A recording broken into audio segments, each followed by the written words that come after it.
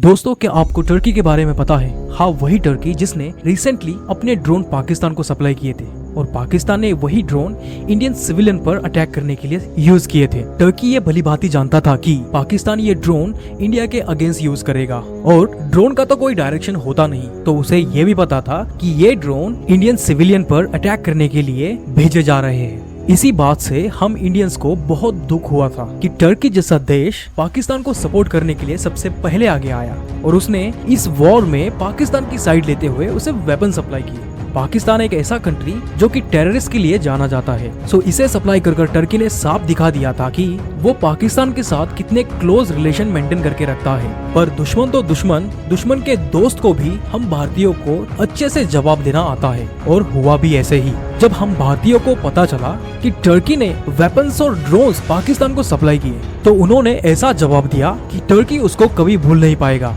सो अभी की न्यूज है जहां पर इंडियंस ने टर्की जाने की सारी बुकिंग्स कैंसिल कर दी। यानी कि अब इंडियंस ने डिसाइड कर लिया है कि अब वे टर्की में न जाते हुए उसके अल्टरनेटिव ढूंढेंगे। अब ये न्यूज हेडलाइन बन चुकी है। और तो और जो कंपनीज इस चीज की सर्विस प्रोवाइडर थी, जो कि एक मीडिएटर का काम करती थी और इंडियन पैसेंजर को टर्की ले जाने के लिए प्लेन्स और होटल्स का इंतजाम करती थी, उन्होंने भी साफ साफ टर्की से सारे रिलेशन तोड़ दिए हैं। यानी कि इससे आने वाले समय में टर्की को इससे बिलियंस ऑफ डॉलर का लॉस होने वाला है। क्योंकि देखो, टर्की एक ऐसी कंट्री है जो कि टूरिस्ट पर ज्यादा डिपेंड करती है। उनके जीडीपी का बड़ा सा शेयर टूरिस्ट ही सेक्टर है जो कंट्रीब्यूट करता है और ऑब्वियस सी बात है, इस चीज से उनके इकोनॉमी को बड़ा लॉस होने वाला है। यानी कि उन्होंने बीच युद्ध में पाकिस्तान को सपोर्ट कर इंडिया के साथ बचे कुचे कुछ पॉलिटिकल रिलेशन थे वो भी तोड़ दिए थे। और अब इंडिया के लोगों ने ये डिसाइड किया है कि टर्की को एक बड़ा इकोनॉमिक डेंट दे जिससे कि टर्की उबर ना सके। क्योंकि देखो, बहुत से इंडियंस हैं जो यूरोप जाने के लिए टर्की का पासपोर्ट यूज किया करते थे, जो कि बहुत ही आसानी से मिल जाता था।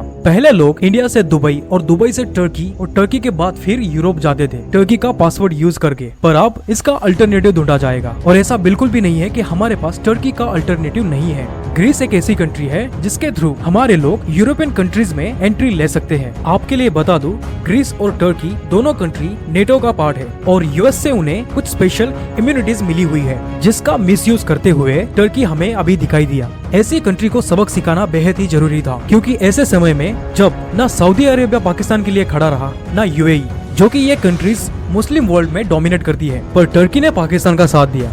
अब ये तो था इकोनॉमिक डेंट जो हम इंडियंस ने टर्की को दिया था। अब आगे आने वाले समय में हो सकता है इंडिया की स्ट्रॉन्ग पॉलिसीज भी टर्की के अगेंस्ट होती हुई दिखाई दे और हो सकता है कि आने वाले समय में टर्की के कुछ सामानों पर इंडिया बैन भी लगा दे।